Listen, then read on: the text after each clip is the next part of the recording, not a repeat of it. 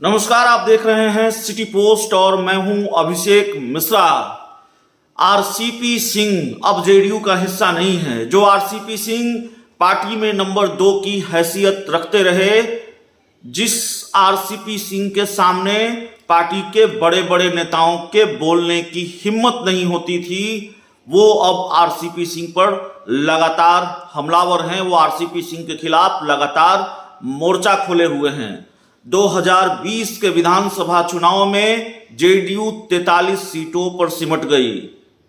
अब इसका ठीकरा जेडीयू ने आरसीपी सिंह के सर ही फोड़ दिया है। जेडीयू ने यह कहा है कि आरसीपी सिंह की वजह से ही जेडीयू 43 सीटों पर 2020 के विधानसभा चुनाव में सिमट कर रह गई। और यही नहीं, जेडीयू की तरफ से यह भी कहा गया है कि अधिकार के दुरुपयोग का ऐसा कोई दूसरा बड़ा उदाहरण देखने को नहीं मिलता। पार्टी के प्रदेश अध्यक्ष हैं उमेश कुशवाहा, और उमेश कुशवाहा ने यह बयान दिया है कि 2020 के चुनाव में जेडीयू को 43 सीटों पर पहुंचाने के लिए आरसीपी सिंह ही जिम्मेदार हैं। अधिकार के दुरुपयोग का ऐसा कोई और उदाहरण नहीं है।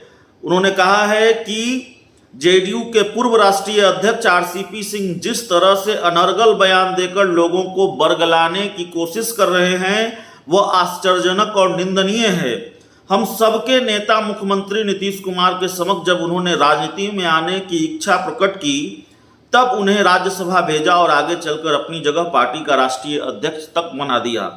ये बात मुख्यमंत्री नीतीश कुमार भी कह चुके हैं। पार्टी के दूसरे बड़े नेता भी कह चुके हैं कि अपनी कुर्सी छोड़कर, अब राष्ट्रीय अध्यक्ष का पद छोड़कर नीतीश कुमार ने आरसीपी सिंह को बनाया। प्रदेश अध्यक्ष उमेश कुशवाहा ने आगे कहा है कि उनका दायित्व बनता था कि मुख्यमंत्री की नीतियों और विचारों को आगे बढ़ाने का काम करते, लेकिन उन्होंने निहित स्वार्थ के कारण भाजपा के साथ साठ-गांठ कर जेडीयू को कमजोर करने का काम किया।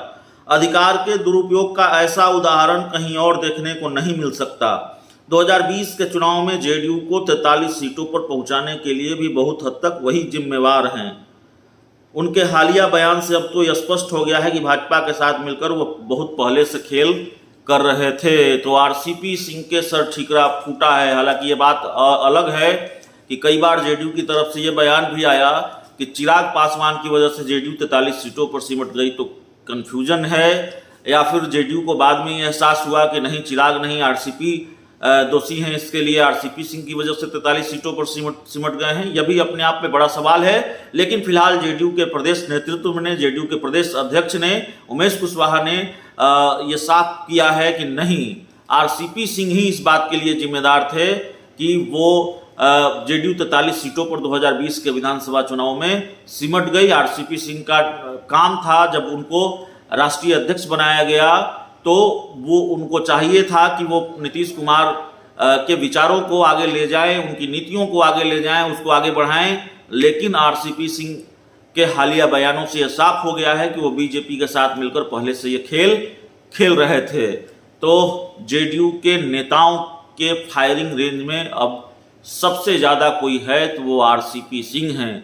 जेडीयू की तरफ से सबसे आक्रामक हमला अगर किसी पर है तो वो आरसीपी सिंह पर है। और यह हमला एक बार फिर हुआ है आरसीपी सिंह पर, जेडीयू के प्रदेश अध्यक्ष उमेश कुशवाहा की तरफ से, जब उन्होंने कह दिया कि 43 सीटों पर अगर जेडीयू सिमटी तो इसके लिए सिर्फ और सिर्फ आरसीपी सिंह ही जिम्मेवार हैं। अधिकार के दुरुपयोग का ऐसा कोई दूसरा उदाहरण नहीं है। इस पूरी रिपोर्ट में इतना ही, इस पूरी खबर में इतना ही। बहुत बहुत धन्यवाद।